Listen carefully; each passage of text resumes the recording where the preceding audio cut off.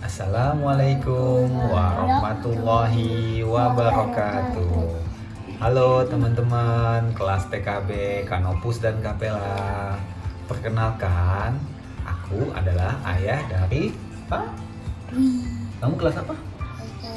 Kapela. Kapela. Pada hari ini ayahnya Fahri mau bercerita. Ceritanya tentang salah satu sahabat Nabi. Siapa yang tahu sahabat Nabi? Abang atau adek tahu nggak? Atau teman-teman tahu siapa aja sahabat Nabi? Ada siapa aja? Yang pertama, Abu Bakar. yang kedua, Siapa ya? Umar bin, Khattab. yang ketiga, Hmm, Utsman bin Affan. Yang keempat adalah Ali bin Abi Thalib. Nah, yang ayah Fahri ingin ceritain hari ini ingin menceritakan kisah tentang sahabat Nabi yang keempat, yaitu Ali bin Abi Thalib. Ini dia bukunya. Kita mulai membaca ya. Nah, pada buku ini di covernya nih, kalian bisa lihat covernya. Bisa kita lihat di sini ada huruf. Coba abang bisa lihat ini huruf apa nak? Coba baca A, A F. L I Dibaca? Ali. Iya, Ali. Jadi ini adalah buku tentang Ali bin Abi Thalib, sang pemberani. Kita baca ya. Nah, pada buku ini ayah Fahri ingin ceritakan tentang sahabat Nabi yang bernama Ali bin Abi Thalib, sang pemberani. Beliau adalah sahabat Nabi yang keempat. Ali bin Abi Thalib semasa kecilnya sudah tinggal bersama Rasul dari umur 6 tahun. Mungkin anak-anak kelas TKB sudah ada yang berumur 6 tahun ya. Abang Farin ntar lagi juga umur 6 tahun ya. Jadi kira-kira Ali sudah tinggal dengan Nabi Muhammad SAW sebesar anak-anak kelas TKB yang sekarang udah berumur 6 tahun. Nah, ketika Nabi Muhammad menerima wahyu yang pertama dari Allah, Ali bin Abi Thalib waktu itu sudah berumur 10 tahun. Nah, siapa yang tahu umur berapa Nabi Muhammad mendapatkan wahyu yang pertama? Abang tahu nggak? Nggak tahu. Nah, teman-teman, Nabi Muhammad pertama kali menerima wahyu di Gua Hiro pada saat umur 40 tahun. Alinya berumur 10 tahun. Jadi kalau kita belajar matematikanya, berapa jarak umur Nabi Muhammad dan Ali bin Abi Thalib? 40 dikurang 10 berapa? 30 gitu.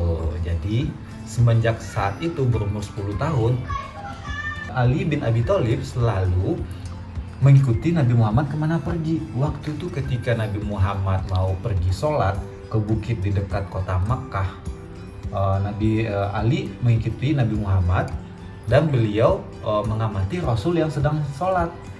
Karena ketahuan sering mengikuti Nabi Muhammad, lalu mengajak Ali waktu berusia masih kecil, yang waktu berusia 10 tahun. Ali diajak sholat. Lalu ayahnya Ali penasaran, kok anaknya hilang gitu kan, kok anaknya sering pergi berdua sama Nabi Muhammad. Lalu Abu Thalib pun pergi mengikuti Nabi Muhammad dan Ali ke Bukit Mekah. Lalu beliau Abu Thalib mengamati keduanya lagi sholat. Lalu Abu Thalib berbicara kepada mereka berdua, apa yang kalian lakukan? Agama apa yang kalian peluk? Agama apa yang kalian sembah? Lalu Nabi Muhammad menjelaskan, kami melakukan ibadah sholat di dalam agama Islam. Agama Islam yaitu menyembah hanya satu Allah, hanya satu Tuhan, yaitu Allah Subhanahu wa Ta'ala. Ini adalah agama dari zaman nenek moyang kita, kata Nabi Muhammad kepada pamannya Abu Thalib. Jika paman mau memeluk agama Islam, pamanlah yang berhak untuk yang pertama kali masuk ke dalam agama Islam, katanya. Salah satu orang-orang yang terdekat Nabi Muhammad yang pantas untuk masuk agama Islam. Tapi pamannya Nabi Muhammad, Abu Thalib, tidak mau masuk Islam pada saat itu karena dia lebih memilih agama nenek moyangnya, yaitu menyembah berhala. Nah, kita belum baca nih, tadi baru pengantar.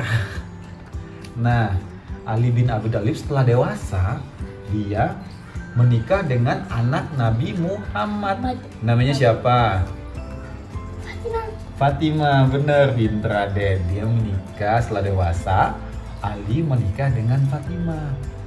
Nah, Ali pun adalah seseorang yang cerdas dan pemberani.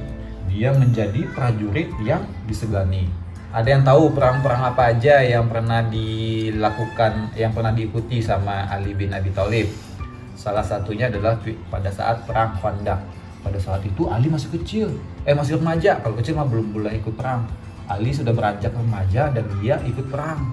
Pada saat itu Ali pun meminta untuk, jadi pada kebudayaan Arab waktu itu, sebelum perang bermulai harus ada pemimpin sama pemimpin yang harus bertempur duluan.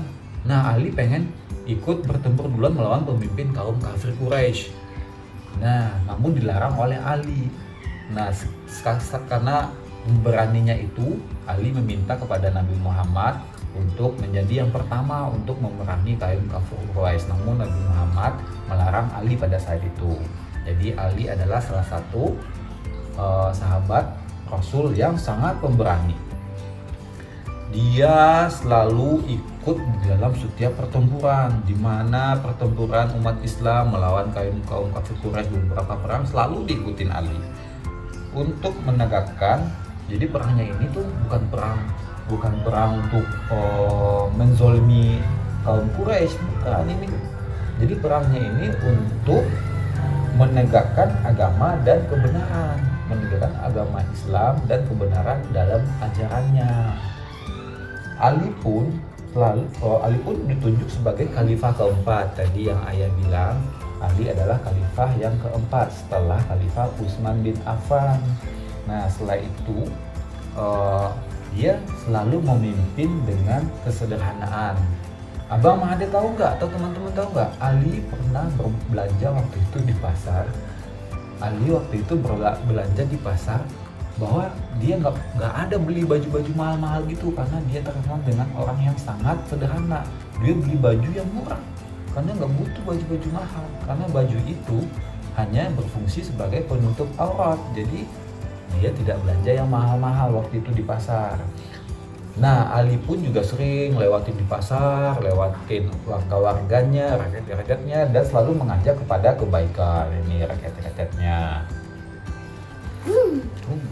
Nah, Ali pun selalu bersikap ramah dan sopan, membuat setiap orang hormat dan segan. Jadi kalau kita baik sama orang, kalau kita hormat kepada orang lain pun juga akan hormat kepada kita. Jadi jangan lupa untuk selalu berbuat baik kepada orang lain ya teman-teman. Nanti orang lain pun akan baik kepada kita. Nah, Ali pun juga selalu bersikap adil kepada yang bersikap menindas. Karena menindas itu adalah perbuatan zalim. Karena suatu ketika di pasar, Ali sedang berjalan di dalam pasar dan melihat adanya suatu perbuatan zalim, di mana pedagang menindas pembelinya dengan mengurangi timbangan. Itu tidak boleh, karena itu dilarang di dalam agama Islam. Kita harus berdagang dengan cara jujur. Nah, Ali pun tidak pernah bosan untuk selalu menyeru kepada kebaikan. Dimanapun Ali berada, Ali selalu menyeru kepada kebaikan. Ajaran Islam selalu menjadi pedoman. Tuh. Nah, meskipun kaum musyrikin banyak yang melawan, iman Ali tidak pernah goyang. Kaum Quraisy selalu marah kepada Ali karena Ali dianggapnya sebagai musuh. Dan Ali tidak pernah tergoyahkan imannya sedikit pun untuk tidak beriman kepada Allah. Ali adalah pemimpin yang pantas dijadikan suri tauladan tadi, karena dia selalu sikap pemberani, jujur, sederhana, dan merupakan salah satu anak dari kecilnya sudah memeluk Islam. Jadi sekian buku dari tentang sahabat Nabi yang keempat, Ali bin Abi Thalib. Jadi yang ingin Ayah Fahri sampaikan tadi, Ayah Fahri ulangi lagi, Ali adalah anak pemberani. Abang dan adik juga harus jadi anak pemberani. Teman-teman juga harus jadi anak-anak yang pemberani. Selalu menegakkan kebaikan, selalu bersikap jujur, tidak boleh zalim sama yang lain. Sekian cerita storytelling tentang Ali bin Abi Thalib dari ayahnya Fahri. Semoga teman-teman bisa mengambil kebaikan dari cerita Ali sang pemberani yang tadi ya. Dan semoga bermanfaat. Assalamualaikum warahmatullahi wabarakatuh. Dadah. Dadah. Dadah.